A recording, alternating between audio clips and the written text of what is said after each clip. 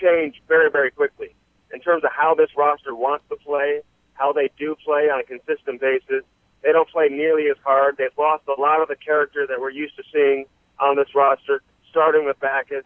Troy Brower was a character player. Steve Ott was a character player. DJ Oshie was a character player. You can go back to Roman Polak. These are character players that are no longer on this roster. And the players that they've been replaced by don't bring the same element that those guys did. So in terms of Ken Hitchcock, how he coaches, how he wants his team to play, I'm not so sure this particular group, that they were on the same page, McGraw, with what Ken Hitchcock's expectations were game in and game out. You have to assume that Tom Stillman, the owner of the Blues, was thinking, we've got a good chunk of the season left. We can turn it around. We can go on a little bit of a win streak. We can get a better playoff spot and do a little damage, right? I mean, it's still early enough in the season where it seems like hockey, you get hot at the right time, you can do all sorts of damage, and this sort of puts them in a position to sort of maybe get hot. Well, absolutely. You know, I've always said you can fire the coach and put Snow White behind the bench, and all of a sudden the team just starts playing better. That's just the way it works. We've seen this over and over here in St. Louis. I mean, the Blues fire Mike Kitchen, Andy Murray comes on board. They almost make the playoffs. They were a playoff team when Joel Quenneville got fired when Kitchen took over. He kept them in a playoff position. They ended up making the playoffs. But Andy Murray, his message wears thin. They bring in Davis Payne, and they go on this incredible run. Davis Payne, you know, ends up getting a contract extension out of it. He gets fired in November, just after his contract extension, and Ken Hitchcock comes in, and they end up winning the division when nobody saw that coming. And Ken Hitchcock wins the Jack Adams Award, you know, for the top coach of the NHL the year that he took over from Davis Payne.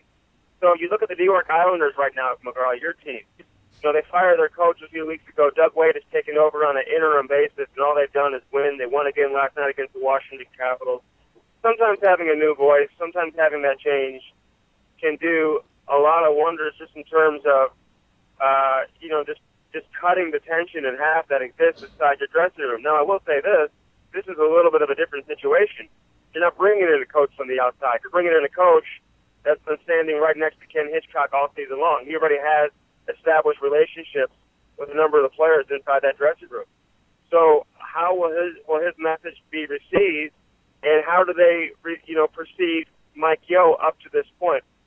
How has that dynamic been shaped already up to this point? Yeah. We're going to find out, and a lot of people are going to have those questions, and we're going to get those answers. You'll hope for Mike Yeo's sake that he's able to turn this around. They're able to have some success, so that can allow him to come in next season with a fresh, clean slate, and allow him to kind of have an off-season to help shape the roster, have a training camp, and really, you know, put him in a fair situation to have success here as the head coach of the Blues. Right now, the Blues still hold on by a hair, the second wild card spot. Andy Strickland, when is Hockey Sense this week?